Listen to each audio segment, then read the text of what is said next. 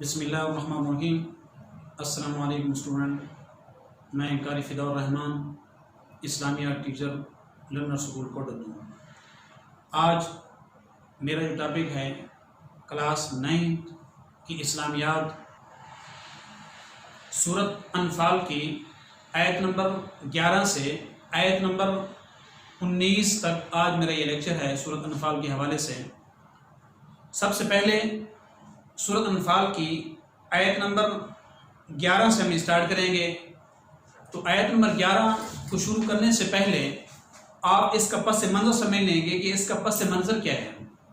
بعض دفعہ ایسے ہوتا ہے کہ کچھ اسٹوڈنٹ کو اس آیت کے حوالے سے پتہ نہیں ہوتا ہے کہ یہ آیت کہاں نازل ہوئی، اس کی وجہ کیا ہوئی، اس کا پس منظر اور شان نزول کیا ہے۔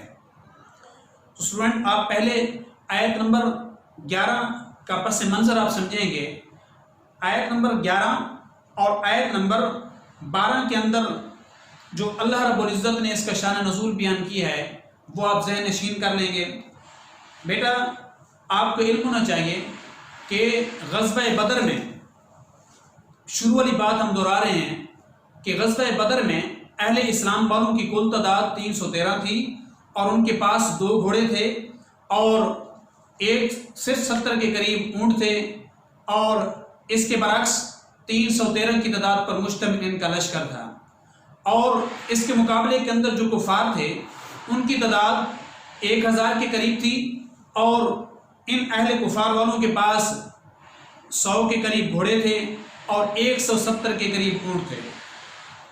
بیٹا آپ کو یہ بھی پتہ ہونا چاہیے کہ اہل اسلام والوں نے جنگ شروع ہونے سے پہلے جس جگہ پر اپنا پڑاؤ ڈالا تھا، ایک ایسی جگہ پر پڑاؤ ڈالا تھا جہاں پر ریتلا علاقہ تھا۔ بالکل اہل اسلام والے جس جگہ پر اپنی رہائش رکھی ہوئی تھی، جب وہ چلتے تھے تو ان کے پاؤں جو ہیں وہ زمین میں دھنس جاتے تھے، اور ان کے پاس پانی کی قلت بھی تھی، نہ ان کے پاس پینے کے لیے پانی تھا، نہ ہی اہل اسلام والوں کے پاس وضو کرنے کے لیے پانی تھا، اور نہ ہی اہل اسلام والوں کے پاس غسل کرنے کے لیے پانی تھا۔ بالکل پریشانی کے عالم کے اندر اپنی زندگی گزار رہے تھے۔ اسی دوران شیطان اہل اسلام والوں کے پاس آیا اور اس نے آ کر کہا کہ اے اہل اسلام والو، آپ تو اللہ پاک کے زیادہ قریب ہو، اللہ پاک کے زیادہ محبوب ہو، آپ اللہ رب العزت کی عبادات بھی کرتے ہو، اللہ رب العزت کی اطاعت بھی کرتے ہو، فرما برداری بھی کرتے ہو۔ حق تو یہ بنتا تھا کہ اے اہل اسلام والو، آپ کے پاس پانی بھی وافر مقدار میں ہوتا۔ اے اہل اسلام والو، آپ جس جگہ پر آپ نے رہائش رکھی ہوئی ہے اس جگہ پر ریت بھی نہ ہوتی بلکہ مٹی بھی جمی ہوتی تھی، جمی ہونی چاہیے تھی، لیکن ایسا نہیں۔ جس جگہ پر کافروں نے پڑاؤ ڈالا ہوا تھا اور کافروں نے اپنی رہائش رکھی ہوئی تھی، وہاں پانی بھی وافر مقدار میں تھا، اور پینے کے لیے بھی ان کے پاس پانی وافر مقدار میں تھا، اور غسل کرنے کے لیے بھی ان کے پاس پانی وافر مقدار میں تھا۔ حق تو یہ بنتا تھا کہ اہل اسلام والوں کے پاس پانی موجود ہوتا، کافروں کے پاس زیادہ تھا۔ تو شیطان نے آ کر اہل اسلام والوں کے دلوں کے اندر، دماغوں کے اندر ایک بات بٹھائی کہ حق تو یہ بنتا ہے کہ اللہ پاک یہ ساری سہولیات آپ کو عنایت کرتا، کافروں کو نہ عطا کرتا، تو یہ شکست کے آثار نظر آ رہے ہیں۔ تو اللہ پاک نے اہل اسلام والوں کی ان کے دلوں کو مطمئن کرنے کے لیے اور ان کو تسلی دینے کے لیے اللہ رب العزت نے یہ آیات نازل فرمائی۔ اور بیٹا آپ کو یہ بھی پتہ ہونا چاہیے کہ آیت نمبر 11 اور آیت نمبر 12 کے اندر ایکسرسائز میں آپ کا ایک سوال بھی بنتا ہے۔ سب سے پہلا سوال آپ کے ایکسرسائز میں ہے کہ اس سبق میں غزوہ بدر کے حوالے سے اللہ تعالیٰ کے کن انعامات کا ذکر ہے۔ تو بیٹا اس کا آپ جواب سمجھیں گے کہ غزوہ بدر کے حوالے سے اللہ پاک کے کن انعامات کا ذکر ہے۔ اس کے 5 پوائنٹ ہیں۔ پہلا پوائنٹ آپ یاد رکھیں گے کہ اللہ رب العزت نے اہل اسلام والوں کو تسکین پہنچانے کے لیے ان پر اونگ طاری فرما دی، یہ پہلا پوائنٹ ہے۔ اور نمبر 2، اللہ رب العزت نے اہل اسلام والوں کی نصرت اور مدد کے لیے ان پر دوسرا انعام اللہ نے یہ نازل فرمایا کہ آسمان سے بارش نازل فرمائی، اور بارش نازل فرمانے کے بعد اللہ نے ارشاد فرمایا کہ اس بارش کے پانی سے تم پاکیزگی بھی حاصل کرو، اور اس بارش کے پانی سے مٹی بھی آپ کی جم گئی اور آپ کی یہ پریشانی بھی ختم ہوئی۔ تیسرا انعام، اللہ پاک نے اس بارش کے پانی سے شیطانی نجاست کو بھی دور کیا۔ چوتھا انعام یہ ہے کہ اللہ پاک نے اہل اسلام معلوم کے دلوں کو بھی مضبوط کیا، اس بارش کے پانی سے ان کے دلوں کو بھی مضبوط کیا۔ پانچواں پوائنٹ آپ یاد رکھیں گے، اس بارش کے پانی سے اہل اسلام معلوم کے قدموں کو بھی جمائے رکھا۔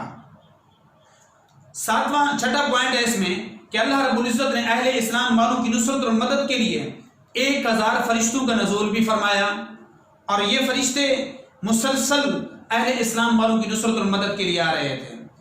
ساتواں پوائنٹ جو اس کے اندر آخری ہے وہ یہ ہے کہ اللہ رب العزت نے اہل اسلام معلوم کی ان 313 کی تعداد کے رعب اور ان کی دہشت کو اللہ پاک نے اہل کفار والوں کے دلوں کے اندر ڈال دیا۔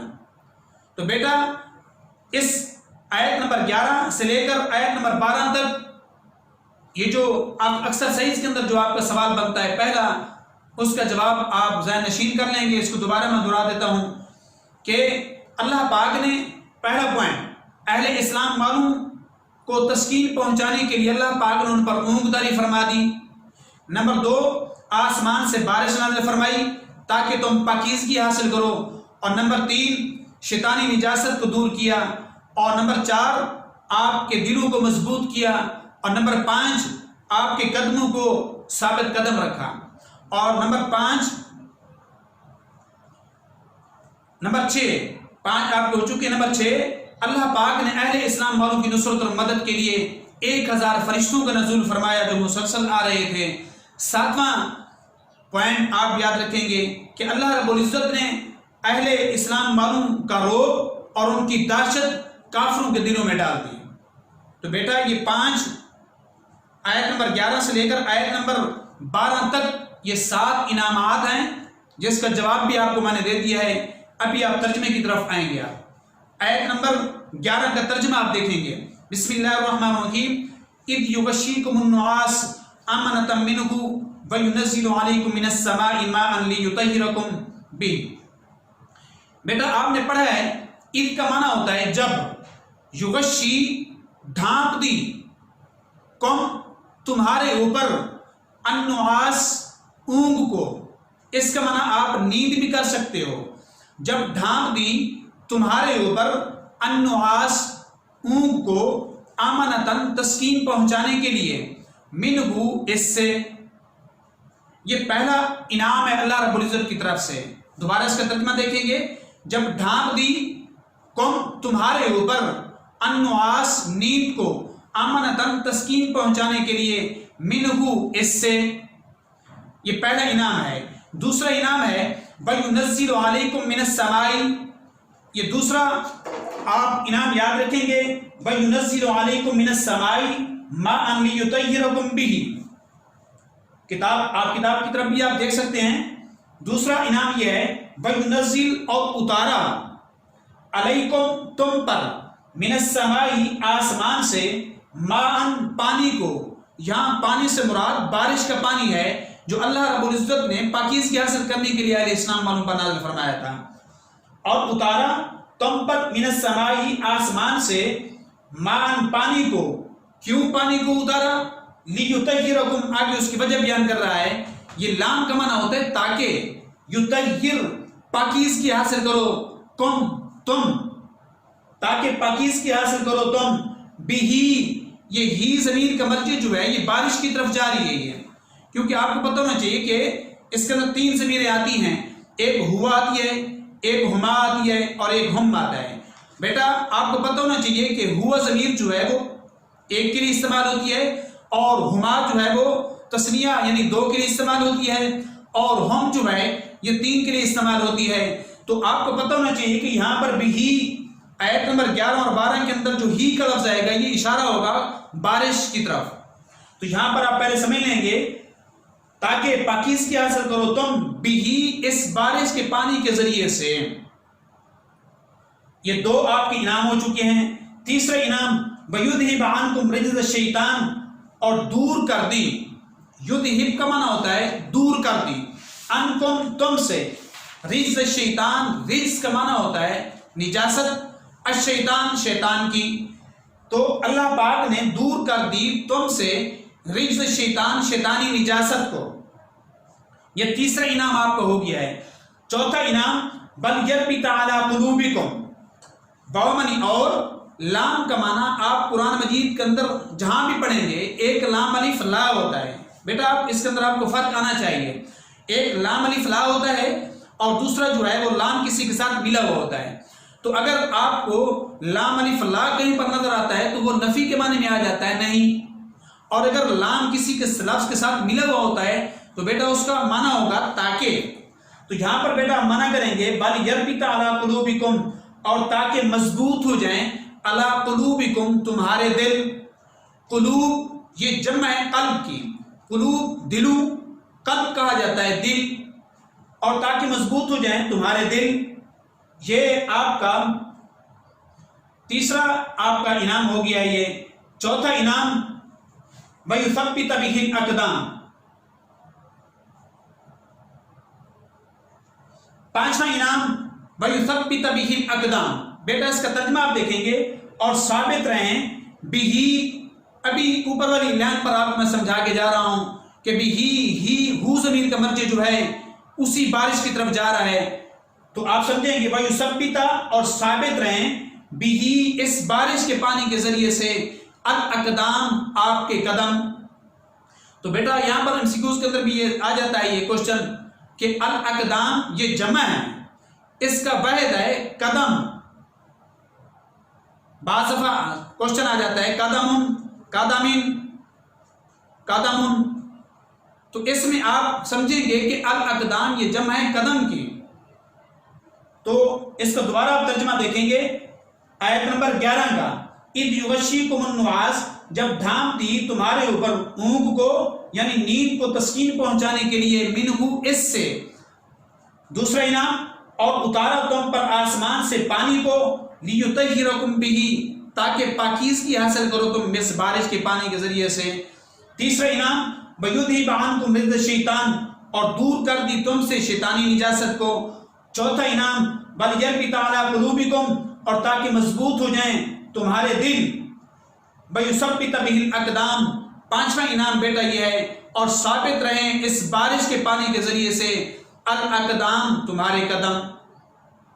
یہ 5 انعام ہو چکے ہیں آپ کے۔ چھٹا انعام اذ یوحی ربک الی الملائکۃ انی معکم، یہ چھٹا انعام ہے بیٹا۔ آپ اس کا ترجمہ دیکھیں گے، اذ منی جب، یوحی وحی بھیجی، ربک کا تمہارے پروردگار نے، الی الملائکۃ فرشتوں کی طرف، انی معکم بے شک میں تمہارے ساتھ ہوں، بے شک میں تمہارے ساتھ ہوں۔ کب؟ اللہ نے آگے شرط بھی رکھ لی، فَثَبِّتُوا الَّذِينَ آمَنُوا، پس ثابت قدم رہنا اے ایمان والے لوگوں۔ اللہ نے یہ چھٹی شرط بھی اہل اسلام والوں کے اوپر رکھ دی کہ اے اہل اسلام والو، اگر تم میدان جنگ کے اندر ثابت قدمی کا مظاہرہ دکھاتے ہوئے دشمن کا مقابلہ کرو گے تو اس صورت کے اندر میں 1000 فرشتوں کے ذریعے آپ کی نصرت اور مدد بھی کروں گا۔ تو یہ چھٹا انعام یہ ہے کہ جب وحی بھیجی تمہارے پروردگار نے فرشتوں کی طرف، انی معکم بے شک میں تمہارے ساتھ ہوں، فثبتوا الذین آمنوا، پس ثابت قدم رہنا تم اے ایمان والے لوگو۔ تو یہ چھٹا انعام ہے۔ ساتواں انعام جو آخری ہے، سألقی فی قلوب الذین کفروا الرعب، ان قریب، القی کا معنی ہوتا ہے بیٹا ڈال دوں گا میں، القی ڈال دوں گا میں، فی قلوب الذین کفروا الرعب، فی منی میں، قلوب پیچھے آپ کو بھی پڑھا کے جا رہا ہوں، قلوب قلب کی جمع ہوتا ہے، قلب کا معنی ہوتا ہے دل، تو الذین کفروا کافر لوگوں کے، تو معنی بن جائے گا ان قریب ڈال دوں گا میں کافر لوگوں کے دلوں میں الرعب، روب، دہشت۔ تو ساتواں انعام یہ ہوگا کہ اللہ پاک اہل اسلام والوں کی دہشت اور روب جو ہے وہ کافروں کے دلوں میں ڈال دے گا۔ یہ 7 آپ کے انعام ہو چکے ہیں۔ آگے اللہ نے ارشاد فرمایا کہ جب اہل اسلام والوں کی دہشت اور ان کا روب جب کافروں کے دلوں میں ڈال دوں گا تو پھر آپ نے کیا کرنا ہے، فَاضْرِبُوا فَوْقَ الْأَعْنَاقِ، فَاضْرِبُوا پس مارو تم، اضربو ضرب سے ہے، ضرب کا معنی بھی ہوتا ہے مارنا، تو اضربو یہ جمع کا صیغہ ہے، تو اس کا معنی آپ سمجھیں گے پس مارو تم، فوق الاعناق، فوق کا معنی ہوتا ہے اوپر، الاعناق اس کو بھی بیٹا آپ سمجھ لیں گے، یہ بھی بعض دفعہ MCQs کے اندر سوال آ جاتا ہے کہ الاعناق یہ جمع ہے، کس کی جمع ہے؟ انوکن کی، انوکن کی، انوک کی، تو آپ کو پتہ ہونا چاہیے کہ الاعناق یہ جمع ہے انوک کی، انوک قاف کے اوپر جزم ہے یہ، تو یہ آپ ذہن میں رکھ لیں گے، فَضْرِبُوا فَوْقَ الْأَعْنَاقِ پس مارو تم ان کی گردنوں کے اوپر، وَضْرِبُوا اور مارو تم مِنْهُمْ ان میں سے، ہم ضمیر کا مرجع جہاں پر کافر ہیں تو آپ کہیں گے کہ مارو تم ان کافروں میں سے کل بنان ہر ایک کو چن چن کر۔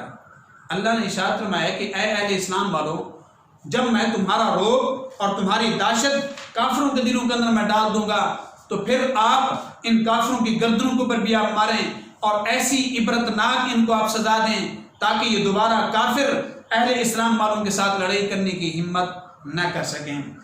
تو بیٹا یہ آیت نمبر 11 اور آیت نمبر 12 کا آپ کا ترجمہ ہو چکا ہے، ابھی آیت نمبر 13 کا ہم ترجمہ اسٹارٹ کریں گے۔ ذَلِكَ بِأَنَّهُمْ شَاقُوا اللَّهَ وَرَسُولَهُ وَمَن يُشَاقِقِ اللَّهَ وَرَسُولَهُ فَإِنَّ اللَّهَ شَدِيدُ الْعِقَابِ، یہ بے شک ان کافروں کو اللہ نے اس لیے سزا دی، شاقو، شاقو کا بیٹا آپ معنی سمجھیں گے مخالفت کی انہوں نے۔ اب اگر آپ سے پوچھا جائے کہ کنہوں نے مخالفت کی تو آپ کو اس کا جواب آنا چاہیے کہ کافروں نے۔ اللہ نے کافروں کو سزا کیوں دی؟ اس کا جواب یہاں پر اللہ نے بیان کیا ہے، شاقو مخالفت کی انہوں نے اللہ اور اللہ کے رسول کی، وَمَن يُشَاقِقِ اللَّهَ وَرَسُولَهُ اور جو شخص مخالفت کرتا ہے اللہ اور اللہ کے رسول کی، فَإِنَّ اللَّهَ شَدِيدُ الْعِقَابِ پس بے شک اللہ پاک شدید سخت العقاب عذاب دینے والا ہے۔ ذَلِكُمْ یہ سب تمہارے لیے۔ اب آیت نمبر میں 14 کا ترجمہ کروا رہا ہوں، اب آیت نمبر 13 کے اوپر ایک شارٹ کوشچن بھی آپ کا بنتا ہے، وہ کیا ہے بیٹا؟ اب اس کا سوال کوشچن آپ یاد رکھیں گے، کوشچن یہ ہے کہ اللہ رب العزت نے غزوہ بدر کے میدان پر اہل کفار والوں کو سزا کیوں دی؟ تو بیٹا آپ کو جواب آنا چاہیے کہ اللہ رب العزت نے غزوہ بدر کے میدان پر اہل کفار والوں کو سزا اس لیے دی تھی کہ اہل کفار والوں نے اہل اسلام والوں کی مخالفت کی تھی، اللہ اور اللہ کے رسول کی بھی مخالفت کی تھی، اللہ اور اللہ کے رسول کی نافرمانی اور گستاخی بھی کی تھی، اس لیے اللہ پاک نے اسی غزوہ بدر کے میدان پر اہل کفار والوں کو سزا دی۔ تو یہ جواب آپ سمجھ لیں گے۔ یہ تو آیت نمبر 14 آپ دیکھ لیں گے اس کا ترجمہ، ذَلِكُمْ فَذُوقُوهُ وَأَنَّ لِلْكَافِرِينَ عَذَابَ النَّارِ یہ سب تمہارے لیے ہے، فَذُوقُوا پس چکھو تم اس کو۔ اب یہاں پر چکھنے سے مراد عذاب ہے، پس چکھو تم اس عذاب کو، وَأَنَّ لِلْكَافِرِينَ اور بے شک کافروں کے لیے عذاب النار جہنم کا عذاب ہے۔ جو کافر دنیا میں غزوہ بدر کے اندر اہل اسلام والوں کی مخالفت کر رہے ہیں اور ان کے خلاف مختلف قسم کی سازشیں اور منصوبے بنا رہے ہیں اور اللہ اور اللہ کے رسول کی مخالفت کر رہے ہیں، تو اللہ نے بھی ارشاد فرمایا کہ ان کو ایک تو میں دنیا کے اندر سزا دوں گا اور دوسرا ان کافروں کے لیے میں نے جہنم کے اندر ان کے لیے عذاب تیار کر رکھا ہے۔ تو یہ آیت نمبر آپ کی 14 کا ترجمہ ہو چکا ہے۔ آیت نمبر 15 اور آیت نمبر 16، آیت نمبر 15 اور آیت نمبر 16 کا جو ہے پس منظر آپ سمجھ لیں گے۔ بیٹا اس کا پس منظر یہ ہے کہ اللہ رب العزت نے ارشاد فرمایا کہ اے اہل ایمان والو، آپ کو یہ بھی پتہ ہے کہ اسی غزوہ بدر کے میدان پر اہل اسلام والوں کی کل تعداد 313 تھی اور کافروں کی تعداد جو ہے وہ 1000 تھی۔ یقیناً کافروں کی تعداد مسلمانوں کے برعکس زیادہ تھی۔ تو اللہ نے ارشاد فرمایا کہ اے اہل اسلام والو، جب تمہارا کافروں کے لشکر کے ساتھ کسی میدان جنگ میں آپ کا مقابلہ ہو تو اے اہل اسلام والو، تم ان کافروں کے زیادہ تعداد کو دیکھ کر اور ان کافروں کے روب اور دہشت کو دیکھ کر ڈرنا نہیں، اور پیٹھ پھیر کر بھاگ نہیں جانا۔ اللہ رب العزت نے یہاں پر اہل اسلام والوں کو ایک شرط دی، کامیابی کی ایک شرط عنایت فرمائی۔ وہ کیا تھی کہ اے اہل اسلام والوں، آپ جب بھی کسی میدان جنگ میں آپ کا کافروں کے ساتھ مقابلہ ہو رہا ہو تو بیٹا آپ اے اہل اسلام والوں، تم ان کافروں سے اپنی پیٹھ نہ پھیرنا۔ ان کی دہشت کی وجہ سے اور ان کے روب اور ان کی زیادہ تعداد اور ان کے جنگی آلات کو دیکھ کر آپ نے پیٹھ نہیں پھیرنی، بلکہ ثابت قدمی کا مظاہرہ دکھاتے ہوئے، جرأت اور بہادری کا مظاہرہ دکھاتے ہوئے آپ نے کافروں کا ڈٹ کر مقابلہ کرنا ہے۔ اللہ نے ارشاد فرمایا، جب تم ثابت قدمی کا مظاہرہ دکھاتے ہوئے، جرأت اور بہادری کا مقابلہ کرتے ہوئے کافروں کا مقابلہ کرو گے تو میں یقیناً میری نصرت اور مدد آپ کے ساتھ رہے گی، کافروں کے ساتھ نہیں رہے گی۔ تو بیٹا آپ کو یہاں پر یہ بھی پتہ ہونا چاہیے کہ دشمن سے پیٹھ پھیرنا کسی صورت کے اندر جائز نہیں۔ آپ کسی صورت میں دشمن سے پیٹھ نہیں پھیر سکتے سوائے دو صورتوں کے۔ اللہ پاک نے ارشاد فرمایا کہ دشمن سے کسی صورت کے اندر پیٹھ نہیں پھیر سکتے آپ۔ صرف دو صورتیں ایسی ہیں کہ جن کے اندر دشمن سے پیٹھ پھیری جا سکتی ہے۔ ایک صورت تو یہ ہے کہ جنگی چال کے دور پر، مثال کے طور پر اس جگہ پر، جس جگہ پر میں ٹھہرا ہوا ہوں، یہاں پر اہل اسلام والوں نے کافروں کا مقابلہ کیا ہوا ہے۔ یہاں پر کافروں یوں سمجھ لیں کہ یہ میدان بدر ہے، تو بدر کے میدان پر اہل اسلام اور کافروں کا مقابلہ ہو رہا ہے۔ تو جب اسی مقابلے کی صورت کے اندر کافر بھی مسلمانوں کے ساتھ لڑائی کر رہے ہیں اور مسلمان بھی کافروں کے ساتھ لڑائی کر رہے ہیں، تو اس صورت کے اندر جنگی چال کے طور پر اگر مسلمانوں کے گروہ میں سے، مسلمانوں کی تعداد میں سے، لشکر میں سے کچھ مجاہد دشمن سے پیٹھ پھیر کر اس نیت سے جا رہے ہیں کہ تاکہ دوسری سائڈ سے، دوسری سمت سے آ کر ہم ان پر حملہ کر دیں گے، تو اگر کسی اس مجاہد کی اگر یہ نیت ہے کہ کسی اور سمت سے پیٹھ پھیر کر دشمن کے اوپر میں حملہ کروں گا، تو اس صورت کے اندر دشمن پر وار کیا جا سکتا ہے، دشمن سے پیٹھ پھیری جا سکتی ہے۔ یہ پہلی صورت ہے جنگی چال کے طور پر۔ نمبر دو، اپنی فوج کے ملنے کے ارادے سے۔ بیٹا آپ کو پتہ ہے کہ 313 کی تعداد اہل اسلام والوں کی تھی، اور اگر ان 313 کی تعداد میں سے لڑائی کے دوران یقیناً کچھ ساتھی جو ہیں وہ بکھر جاتے ہیں، جدا ہو جاتے ہیں، تو اپنی فوج اپنے ساتھی سے ملنے کے ارادے سے اگر کچھ مجاہد اپنی فوج کے ساتھی سے ملنے کے ارادے سے پیٹھ پھیر کر جا رہا ہے، تو اسی دوسری سمت سے آ کر اپنے مجاہد ساتھی کے ساتھ مل کر اگر دشمن کو مقابلہ کرنے کے لیے جب لوٹے گا تو اس صورت کے اندر بھی دشمن سے پیٹھ پھیری جا سکتی ہے۔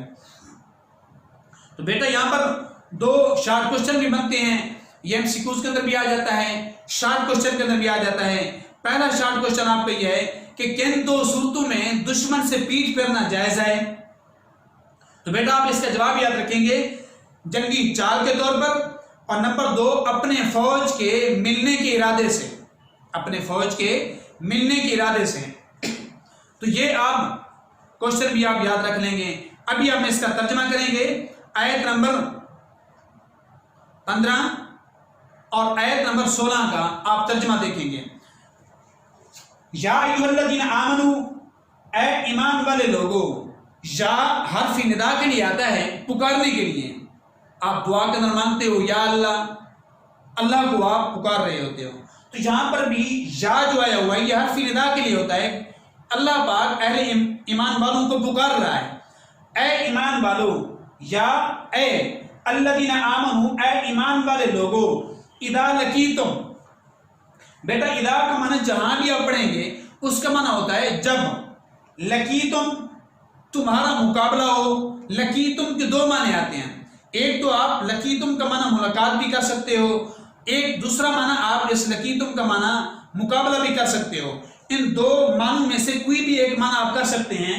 اذا لقیتم، جب مقابلہ ہو تمہارا، الذین کافروا، کافر لوگوں سے، کافر لوگوں سے، زحفاً کسی میدان جنگ میں، کسی میدان جنگ میں، فلا تولوا، فا منی پس، لام الف لا، لام الف لا کے متعلق میں نے شروع کے اندر آپ کو میں نے بتایا ہے کہ جب لام الف لا کہیں کس جگہ پر آ جاتی ہے تو اس کا معنی ہوتا ہے نہیں۔ اگر لام کسی لفظ کے ساتھ اٹیچ ہوتی ہے تو اس کا معنی ہوتا ہے تاکہ۔ اب یہاں پر لام الف لا الگ ہے تو اس کا معنی بیٹا آپ کیا کریں گے؟ نہیں۔ فلا پس نہیں، تولو پھیرو تم، کیا معنی بیٹا؟ تولو پھیرو تم، ہم، یہاں ہم ضمیر کا مرجع جو ہیں کافر ہیں، تو معنی بیٹا یہ بنے گا فلا تولو پس نہ پھیرو تم ان کافروں سے الادبار اپنی پیٹھیں۔ تو یہاں پر بیٹا الادبار کو آپ سمجھ لیں کہ ایم سی کیوز کے اندر بھی سوال آ جاتا ہے کہ الادبار یہ جمع ہے، الادبار یہ جمع ہے دبر کی، دبر دال پر بھی پیش ہے، با پر بھی پیش ہے، را ساکن ہے، را پر جزم ہے، دبر، تو دبر اس کا واحد ہے، الادبار یہ جمع ہے۔ دوبارہ اس کا معنی دیکھیں گے آیت نمبر 15 کا، یا ایھا الذین آمنوا، اے ایمان والے لوگو، اذا لقیتم جب مقابلہ ہو تمہارا، الذین کافروا کافر لوگوں سے، زحفاً کسی میدان جنگ میں، فلا تولوا پس نہ پھیرو تم ان کافروں سے۔ پہلے بھی آپ کو میں نے ضمیر بتائی تھی کہ ہوا ضمیر جو ہے وہ ایک کے لیے استعمال ہوتی ہے، ہما جو ہے وہ دو کے لیے استعمال ہوتی ہیں، اور ہم جو ہے وہ تین کے لیے استعمال ہوتی ہے۔ تو یہاں پر ہم اس لیے ذکر کیا ہے کہ یہاں پر کافر بہت سارے آ گئے ہیں، پس نہ پھیرو تم ان کافروں سے الادبار اپنی پیٹھیں۔ سمجھ آ گئی بیٹا؟ اب آیت نمبر 16 کی طرف آ جائیں گے آپ، وَمَن يُوَلِّكُمْ يَوْمَئِذٍ دُبُرَهُ إِلَّا مُتَحَرِّفًا لِقِتَالٍ، اور جو شخص یولی پھیرتا ہے، پیچھے آپ اسی پچھلی آیت کے اندر آپ پڑھ چکے ہو، تولو پھیرنا، یولی پھیرتا ہے، اور جو شخص پھیرتا ہے ہم ان کافروں سے، یومئذ یوم کا معنی بیٹا دن ہوتا ہے، اسی دن، یہاں دن سے مراد غزوہ دن، غزوہ بدر کا دن ہے، اسی دن، اور جو شخص پھیرتا ہے اسی دن، دبرہو بیٹا ابھی میں نے اسی پچھلی آیت کے اندر میں نے آپ کو بتایا ہے کہ الادبار یہ جمع ہے دبر کی، تو یہ وہی دبر کا لفظ آ رہا ہے، یہ اس کا معنی ہوتا ہے پیٹھ۔ تو معنی کیا بنے گا بیٹا؟ یومئذ ومن یولکم، اور جو شخص پھیرتا ہے ہم ان کافروں سے، یومئذ اسی دن، یعنی غزوہ بدر کے دن، دبرہو اپنی پیٹھ۔ دوبارہ بیٹا کیا معنی کریں گے اس کا؟ اپنی پیٹھ، الا سوائے متحرفا لقتال، سوائے جنگی چال کے طور پر۔ بیٹا یہ ایم سی کیوز کے اندر بھی سوال آ جاتا ہے کہ الا متحرفا لقتال سے مراد یہ ہے، بعض آپشن آ جاتے ہیں کہ سوائے جنگی چال کے طور پر، اپنی فوج کے ملنے کے ارادے سے قتل کرنا، تو آپ اس کو آپ سمجھیں گے کہ الا متحرفا لقتال کا معنی ہے سوائے جنگی چال کے طور پر۔ دوسرا کیا ہوگا؟ او متحیزا الی فیۃ، او کا معنی ہوتا ہے یا۔ بیٹا او اور واو کے اندر فرق یہ ہے کہ واو عربی گرامر کے اندر جہاں بھی آتا ہے تو واو کا معنی ہوتا ہے اور او کا معنی ہوتا ہے یا۔ متحیزا ملنے کا ارادہ ہو، الی فیۃ اپنی فوج سے، یا اپنی فوج کے ملنے کے ارادے سے، فقط با پس تحقیق گرفتار ہو گیا ہے وہ، بغضب من اللہ، اللہ پاک کے غصے میں، اللہ پاک کے غصے میں، بما اباہو اور اس کا ٹھکانہ جہنم ہے، وبئس المصیر، بئس عربی کے اندر برے کو کہا جاتا ہے، المصیر کا معنی ہوتا ہے ٹھکانہ۔ یہ بیٹا یہ کہہ رہے ہیں کہ آپ کو میں نے پہلے بتایا ہے کہ میدان جنگ میں، کسی میدان جنگ کے اندر آپ کا اگر دشمن کے ساتھ مقابلہ ہو رہا ہے تو آپ کسی صورت کے اندر دشمن سے پیٹھ نہیں پھیر سکتے، سوائے دو صورتوں میں آپ پیٹھ پھیر سکتے ہو، وہ آپ کو بتایا تھا، سوائے جنگی چال کے طور پر یا اپنی فوج کے ملنے کے ارادے سے۔ یہاں پر اس آیت کے بالکل آخر میں اللہ پاک نے یہ ارشاد فرمایا کہ اگر کوئی مجاہد دشمن سے ان دو صورتوں کے علاوہ پیٹھ پھیر لیتا ہے، یعنی مثال کے طور پر دشمن کی تعداد زیادہ دیکھ کر پیٹھ پھیر لیتا ہے، یا ان کی روب اور دہشت کو دیکھ کر ان سے پیٹھ پھیر لیتا ہے، تو اللہ پاک نے ارشاد فرمایا کہ ان پر میں تین قسم کو ان کے اوپر میں اپنا عذاب نازل کروں گا، ناراضگی کا اظہار کروں گا۔ پہلا تو یہ ہے کہ میرے وہ غصے کے اندر گرفتار ہو گیا ہے، یعنی اللہ پاک اس شخص پر غصے کے اظہار کرتا ہے کہ میں آپ پر راضی نہیں ہوں۔ نمبر 2، اس کا ٹھکانہ جو ہے وہ جہنم ہے، اور تیسرا جو ناراضگی کا اللہ نے اظہار فرمایا کہ اس کا ٹھکانہ جو ہے وہ برا ہے، برا ٹھکانہ اس کا کیا ہے؟ جہنم ہی ہے۔ تو بیٹا یہ آیت نمبر 16 تک آپ کا ترجمہ ہو چکا ہے۔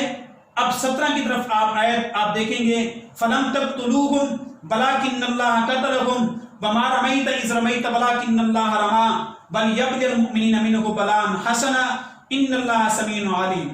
یہ آیت نمبر 17 ہے، اس کا پس منظر آپ سمجھ لیں گے کہ اس کے اندر اللہ پاک نے کیا ارشاد فرمایا۔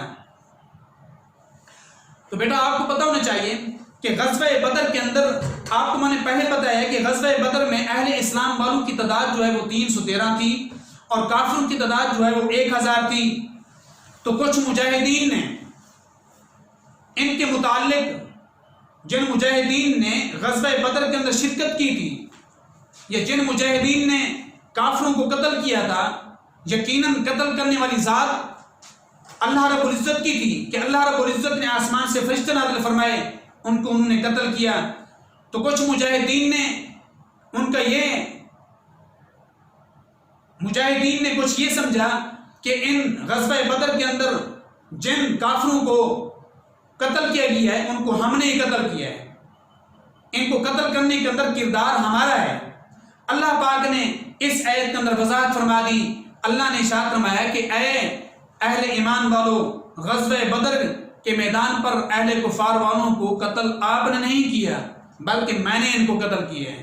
تو قتل کرنے والی ذات اللہ رب العزت کی ہے۔ ایک بات یہ سمجھیں گے۔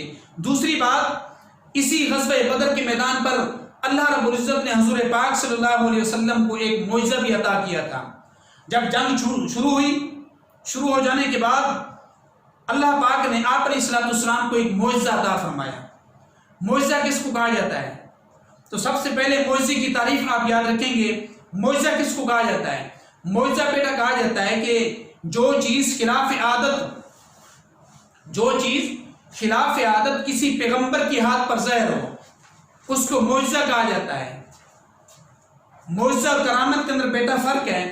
بعض دفعہ اس کے اندر اسٹوڈنٹ جو ہیں وہ اس تعریف کو مکس کر لیتے ہیں، کیا کہ جو چیز خلاف عادت کسی پیغمبر کے ہاتھ پر ظاہر ہو اس کو معجزہ کہا جاتا ہے، کرامت بھی اسی کو کہا جاتا ہے۔ نہیں، بلکہ یہ دونوں چیزیں الگ الگ ہیں کہ جو چیز خلاف عادت کسی پیغمبر کے ہاتھ پر کوئی چیز ظاہر ہو اس کو معجزہ کہا جاتا ہے، اور جو چیز کسی ولی یا کسی بزرگ یا کسی کتب ابدال کے ہاتھ پر کوئی چیز ظاہر ہو اس کو کرامت کہا جاتا ہے۔ تو اللہ پاک نے آپ علیہ السلام کو اسی غزوہ بدر کے میدان پر ایک معجزہ بھی عطا فرمایا تھا۔ معجزہ تو بہت سارے اللہ نے ان کو عطا کیے تھے، لیکن یہاں پر اللہ پاک نے آپ علیہ السلام کو ایک معجزہ عطا فرمایا تھا کہ جب جنگ شروع ہوئی تو جنگ شروع ہو جانے کے بعد آپ علیہ السلام نے مٹھی بھر کنکریاں اٹھائیں، اور کنکریاں اٹھانے کے بعد کافروں کی طرف پھینکی۔ تو حدیث پاک کے اندر آتا ہے کہ جب آپ علیہ السلام نے مٹھی بھر کنکریاں کافروں کی طرف پھینکی تو حدیث کے اندر آتا ہے کہ کوئی کنکری ایسی نہیں تھی کہ جو کافروں کے 1000 کے لشکر کی آنکھوں کے اندر نہ گئی ہوں۔ کوئی کنکری نیچے نہیں گری بلکہ ساری کی ساری کنکریاں جو ہیں وہ ان کافروں کی آنکھوں کے اندر چلی گئیں۔ تو اللہ نے یہاں پر بھی اس کی وضاحت فرمائی کہ اے پیغمبر، یہ کنکریاں پھینکنے والا ہاتھ تو آپ کا تھا، لیکن ان کافروں کی آنکھوں کے اندر کنکریوں کو ڈالنے والی ذات میں خود تھی۔ تو اللہ نے ارشاد فرمایا کہ ان کنکریوں کو بھی میں نے ہی ان کافروں کی آنکھوں کے اندر ڈالا۔ تو یہ آیت نمبر 17 کا بھی آپ ترجمہ آپ دیکھیں گے۔ فلم تقتلوہم، فلم فا کا معنی ہوتا ہے پس، لم یہ نفی کے معنی میں آتا ہے بیٹا، اس کا معنی ہوگا نہیں، پس نہیں، تقتلوہم قتل کیا تم نے۔ ہم ضمیر کا مرجع پہلے بھی میں نے آپ کو بتایا ہے کہ ہم ضمیر جہاں پر اہل کفار والوں کی طرف جاری ہے، پس نہیں قتل کیا تم نے ان کافروں کو، ولیکن اللہ قتلہم، اور لیکن اللہ نے قتلہم قتل کیا ہے ان کافروں کو۔ تو یہاں پر یہ پتہ چلا کہ کافروں کو قتل کرنے والی ذات، مارنے والی ذات اللہ رب العزت کی ہے۔ وَمَا رَمَيْتَ إِذْ رَمَيْتَ وَلَٰكِنَّ اللَّهَ رَمَىٰ، اے پیغمبر جو کنکریاں آپ نے میدان بدر میں آپ نے پھینکی تھی وہ آپ نے نہیں پھینکی، ولیکن اللہ رما، اور لیکن اللہ نے پھینکی۔ رما پھینکنا، تو یہاں پر کنکریاں پھینکنے والی ذات، ان کافروں کی آنکھوں کے اندر کنکریاں ڈالنے والی ذات اللہ رب العزت کی ہے۔ ہاتھ حضور علیہ السلام کا تھا یقیناً، لیکن ان کی آنکھوں کے اندر پہنچانے والی ذات جو ہے وہ اللہ رب العزت کی تھی۔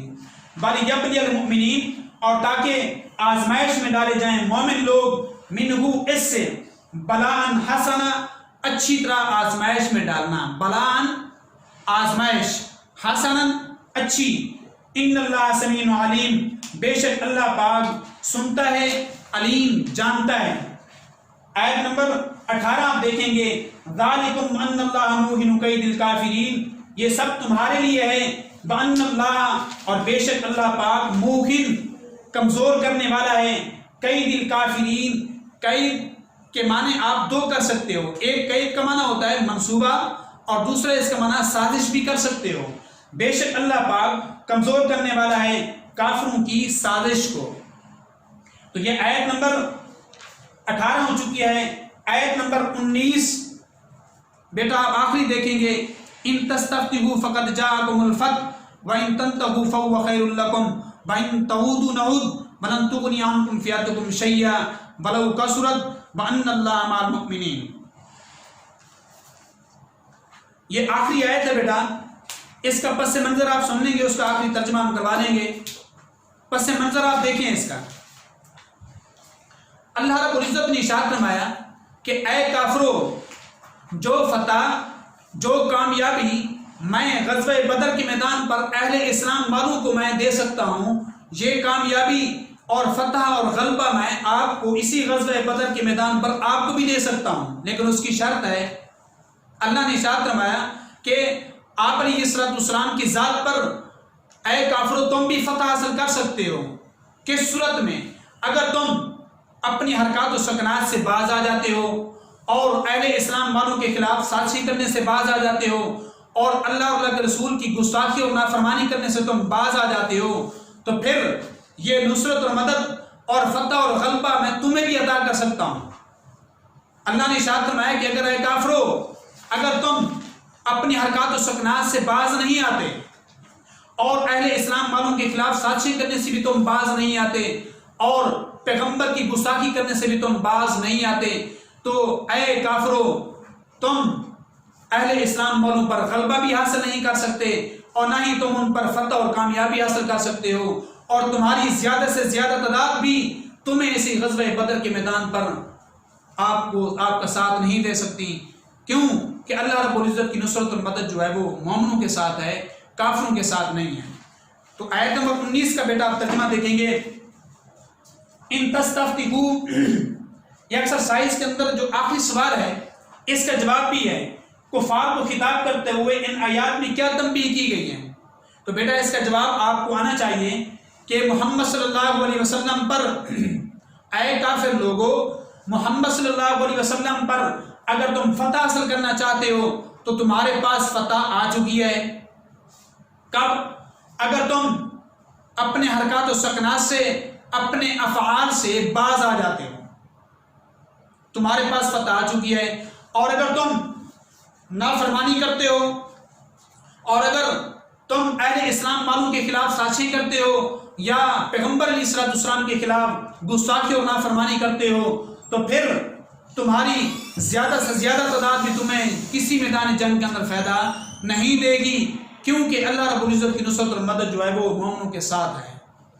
اس کا ترجمہ آپ دیکھیں گے، ان تستفتحوا فقد جاءکم الفتح، ان معنی اگر تستفتحوا فتح حاصل کرنا چاہتے ہو تم، فقد جاءکم الفتح، پس تحقیق آ چکی ہے تمہارے پاس فتح، جاء آ چکی ہے، کم تمہارے پاس، الفتح فتح، وَإِن تَنْتَهُوا، کب فتح کب تمہارے پاس فتح آئے گی، وَإِن تَنْتَهُوا فَهُوَ خَيْرٌ لَكُمْ، اور اگر تنتہو باز آ جاتے ہو تم، فَهُوَ خَيْرٌ لَكُمْ، تو تمہارے لیے بہتر ہوگا، تمہارے حق میں بہتر ہوگا، وَإِن تَعُودُوا، اور اگر نافرمانی کرتے ہو تم، نعود، ہم لوٹا دیں گے، نعود لوٹا دیں گے۔ لوٹا دینے کا مطلب یہ ہے اگر تم کسی میدان جنگ میں اگر تم پیغمبر کی بھی گستاخی اور نافرمانی کرتے ہو، اہل اسلام والوں کے خلاف سازشیں اور منصوبے بناتے ہو، تو پھر وَلَن تُغْنِيَ عَنْكُمْ فِئَتُكُمْ شَيْئًا وَلَن تُغْنِيَ اور ہرگز نہیں فائدہ دے گی عَنْكُمْ تم سے، فِئَتُكُمْ کے دو معنی آتے ہیں، فِئَتٌ کا معنی جماعت بھی ہے، فِئَتٌ کا معنی گروہ لشکر بھی ہے، اور ہرگز نہیں فائدہ دے گی تم سے تمہاری جماعت شیئن کچھ بھی ولو کثرت اور اگرچہ زیادہ کیوں نہ ہو، وَأَنَّ اللَّهَ اور بے شک اللہ پاک مع المؤمنین اہل ایمان والوں کے ساتھ ہے۔ تو بیٹا یہ آیت نمبر آج کے یہ میرا لیکچر سورۃ انفال کی آیت نمبر 11 سے لے کر آیت نمبر 19 تک آج یہ کمپلیٹ ہو چکا ہے۔ اگلا لیکچر انشاءاللہ آیت نمبر 20 سے لے کر آیت نمبر 28 تک اگلے لیکچر کے اندر انشاءاللہ ہم آپ کو لیکچر دیں گے۔ تھینک یو بیٹا، السلام علیکم۔